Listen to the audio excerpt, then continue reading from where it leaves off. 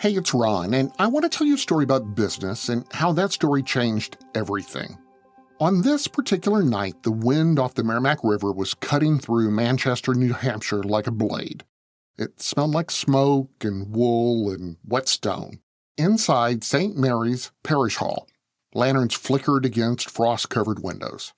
A dozen men and women were standing in line, their boots slick with slush, each one clutching an envelope or maybe a few folded bills. At the front of the room, there's a teacher's desk that's serving as a counter. Behind it sits a woman with careful handwriting and a ledger thicker than her wrist. She enters the first deposits. $1, $3, maybe $5. The sound of pen on paper mixes with the creak of the benches and the hiss of the coal stove and maybe just a soft murmur of conversation across the room.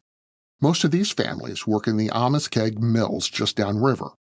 They weave the cloth that keeps the country warm, yet none of them can walk into a local bank and borrow a dime. The doors of those banks stay shut to immigrants. The rules written in someone else's language. But this parish hall is more than a church basement.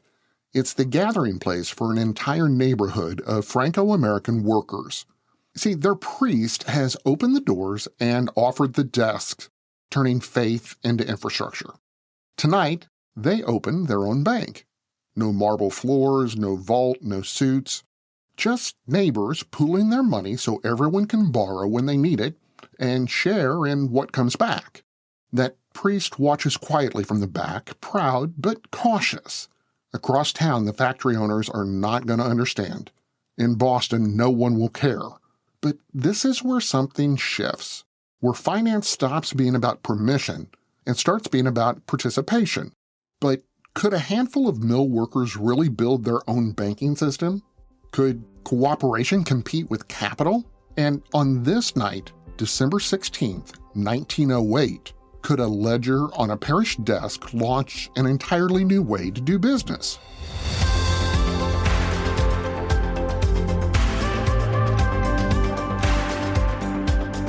From Business Basics, I'm Ron Trucks, and this is Business History, the daily podcast where we explain the stories that changed business forever. Every date of the year has a story where business reshaped the world. Today, December 16th, that story takes us to 1908, when a group of mill workers changed finance for good. Now, the idea didn't start in New Hampshire. It actually began north of the border in Quebec with a journalist named Alphonse Desjardins, a man who believed working people could own the tools of finance the same way they owned their tools in a workshop. His small, what was called people's banks, had started spreading across Canada. All it took was a man with a vision and a community ready to listen. That priest in Manchester was Monseigneur Pierre Eve, and he saw what his parishioners were up against: 12-hour shifts, low pay, and banks that just refused to lend to anyone with an accent. Payday lenders and company stores filled the gap, but they were charging interest that trapped families for years.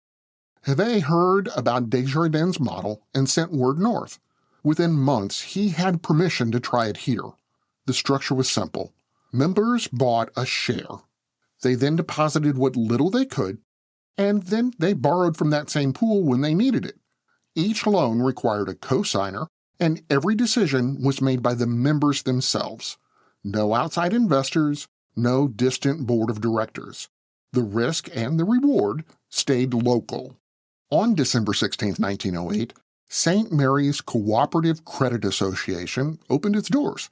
It wasn't called a credit union yet, but that's what it was. The first members were mill hands or seamstresses and shopkeepers. Their average deposit was under $10. Still, that small fund meant freedom. The ability to buy tools or fix a roof or keep food on the table without begging a banker's approval. What started as a parish experiment became a blueprint for something bigger.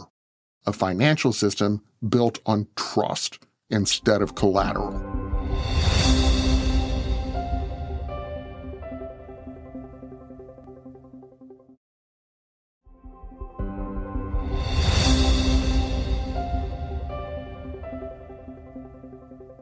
Within months, word spread through Manchester's Franco-American neighborhoods.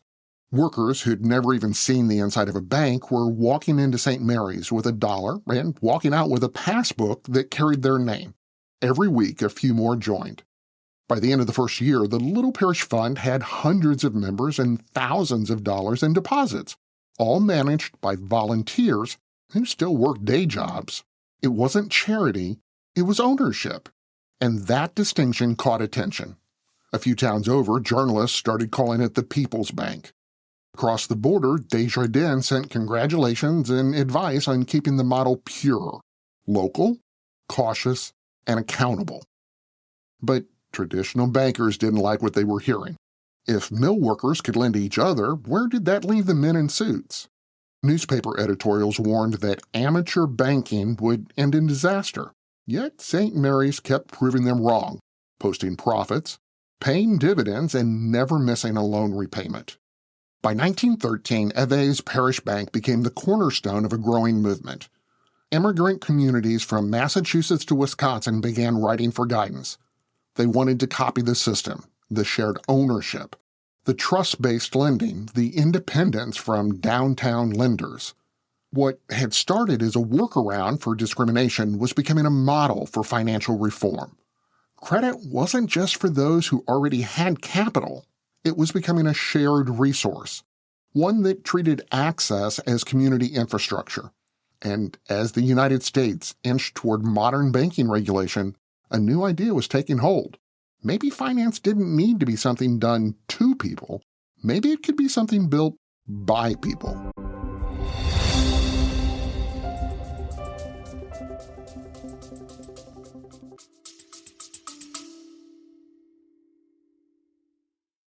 Adoption of teens from foster care is a topic not enough people know about, and we're here to change that. I'm April Dinwiddie, host of the new podcast, Navigating Adoption, presented by Adopt US Kids. Each episode brings you compelling real-life adoption stories told by the families that live them with commentary from experts. Visit adoptuskids.org/podcast or subscribe to Navigating Adoption, presented by Adopt US Kids. Brought to you by the U.S. Department of Health and Human Services Administration for Children and Families and the Ad Council.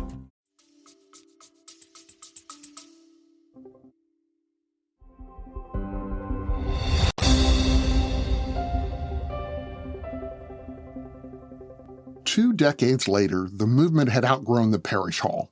By the 1930s, credit unions were springing up in factories and neighborhoods and military bases across the country.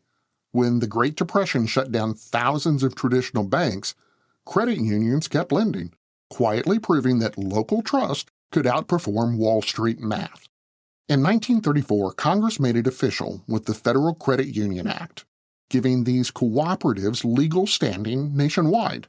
Suddenly, what began as a parish experiment became a regulated part of the U.S. financial system. Membership exploded. Firefighters, teachers, postal workers, each group built their own version. By the end of the century, tens of millions of Americans belonged to a credit union. And you know what? St. Mary's never stopped growing. The ledger from that first night in 1908 is still preserved. Its ink faded, but still legible. The same institution now manages billions in assets, yet still calls itself a credit union, not a bank. But its real legacy isn't the balance sheet. It's the model. Profit shared instead of extracted. Members as owners instead of customers. The modern financial system rarely remembers the cold night it started when mill workers and a priest turned faith and frustration into the first cooperative bank in America. All of that on December 16, 1908, the night ordinary people proved they didn't need permission to control their own money.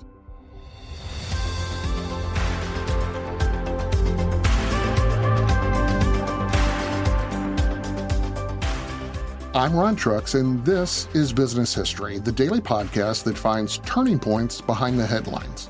To hear more stories like this, follow us on Apple Podcasts, Spotify, YouTube, or wherever you listen. And if you're enjoying the stories, please don't forget to subscribe and leave a quick review. It helps more people find the story behind the business.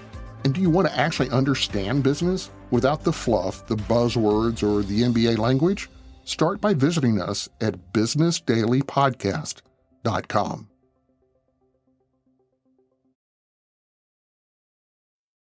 Did you know that parents rank financial literacy as the #1 most difficult life skill to teach? Meet Greenlight, the debit card and money app for families. With Greenlight, you can send money to kids quickly, set up chores, automate allowance, and keep an eye on your kids' spending with real-time notifications. Kids learn to earn, save, and spend wisely, and parents can rest easy knowing their kids are learning about money with guardrails in place. Try Greenlight risk-free today at greenlight.com/Wondery.